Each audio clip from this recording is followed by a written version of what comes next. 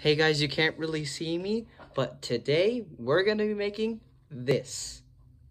It's the Tesseract from any of the Avengers movies. Let's get into it.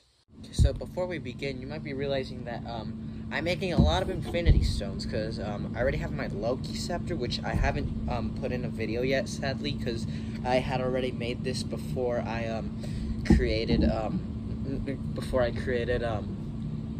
I already made the Loki Scepter before I started this channel, and so you might be wondering, why am I making so many Infinity Stones? Because yesterday or 2 days ago, I made the Eye of Agamotto, which you guys should definitely check that out, because this thing is cool. Like you can wear this wherever you go. Like it's like an actual necklace.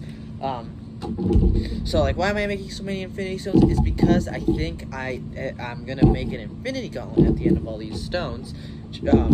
Because I don't know, I think it'd be cool. So we can have all the stones and all the Infinity Gauntlets. But also I just thought it'd be something cool to do. So, anyways, let's get started with that.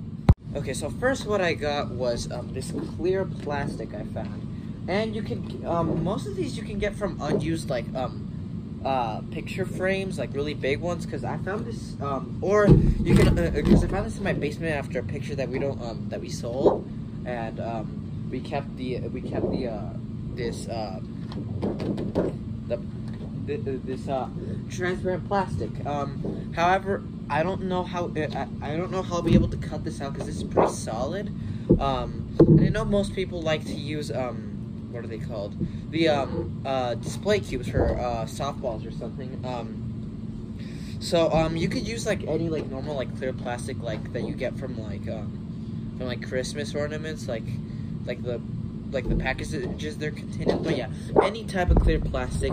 And first we're gonna cut this out in a cube shape. So let's get on with that.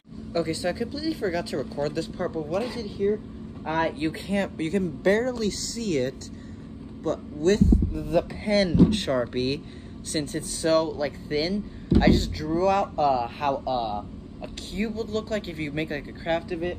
In case you guys don't know what that looks like, here's what it looks like. That's what you're supposed to draw on here. And each square, I made it 10 by 10 centimeters. Okay, well, anyway, it didn't look so good on that template, but you get the idea how you're supposed to cut it out. So, I think what I'm going to do now is I'm going to try to cut this out with the scissors. If not, then I'll try with the knife. If not, we're going to have to try something else. But I'm going to give this a shot. Now, I'd highly recommend you use some really good scissors to cut this, because I'm just using those normal scissors you can get at Walmart.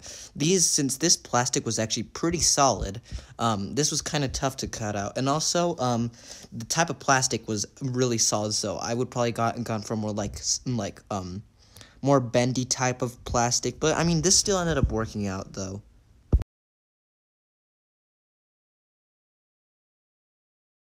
Good news is I got the pieces cut out. Bad news is this plastic is actually more tough than I thought, so I would recommend not using your ordinary scissors. I would recommend you use really good cutting scissors. And second bad news is that this one is a really fragile type of plastic, which is why it's cracked a lot when I tried cutting it. So I might have to move on to the a normal type of plastic that you can how'd I put this, that you get from those plastic packages that contain I don't know, blueberries and all those type of packages, just the more clear plastic. Or you could use a display cube. I'm gonna try to make this work. If not, then we'll move on to the normal plastic. Right, we got those pieces all cut out. As you can see, they are pretty cracked, so I'm still gonna try to make it work. All these pieces that are cracked, I might put transparent tape on them, but I might not. I'll just let you guys know. So now, I guess we're gonna try gluing them together. I would recommend using super glue for that, but for the moment, I'm gonna stick with hot glue, but only a small amount on each side. But anyways, let's try that. And when you glue these, leave one side open. Don't glue one piece on there. Okay, so before we actually start gluing things, we're gonna want to give it that bluish effect of the Tesseract. Now, right here, you could probably just use a frost glass spray. But for this case, I'm gonna use two paints. I'm gonna use a blue and white paint. The blue is actually metallic, so however, I don't think that's gonna be too much of a big deal because you'll guys see what I mean. So we're basically just gonna like brush this and like give it like that frosted type of look to it.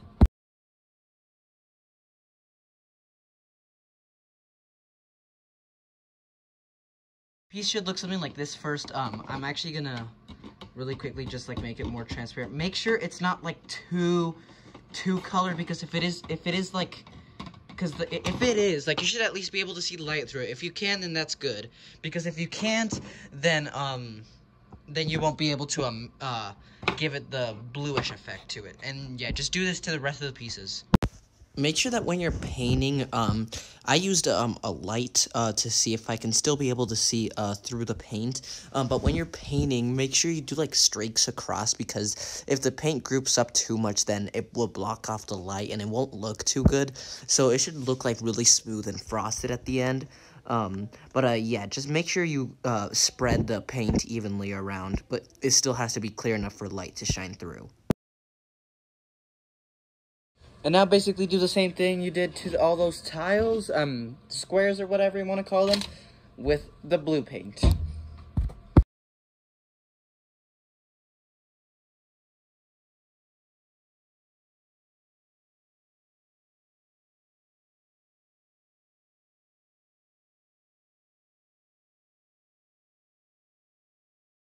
Quick thing I want to point out, you can't really see it here on video, but I'm going to shine a light through this, give it like a wavy type of look to it, because like smooth type of look to it, because if it looks like all like, if like paint is all chunky, like chunked up in specific areas, just like even them out. I'm using, the reason why I kind of like keep going over here is because I'm using the light over here for reference, just to see if I can see through the cube itself. So yeah, quick thing I wanted to point out.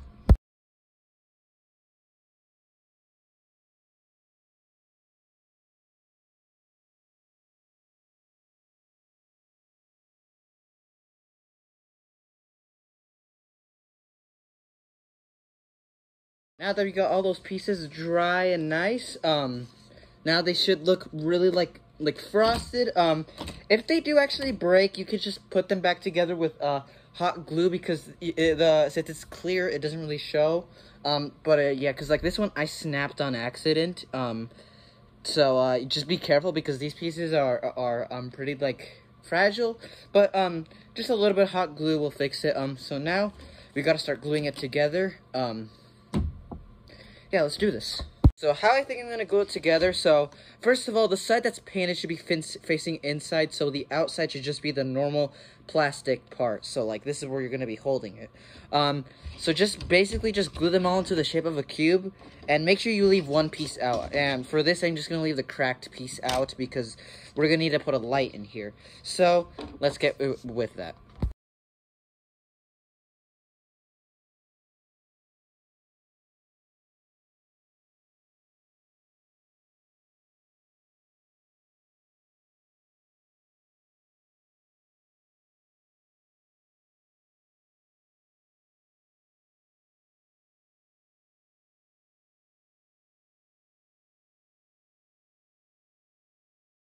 Right, so once you're done with that, it should look something like this. It already looks pretty cool like this, and it is pretty solid. Like, it's not like it bends or anything. Like, it's actually pretty solid. Yeah, that actually ended up working better than I thought it did.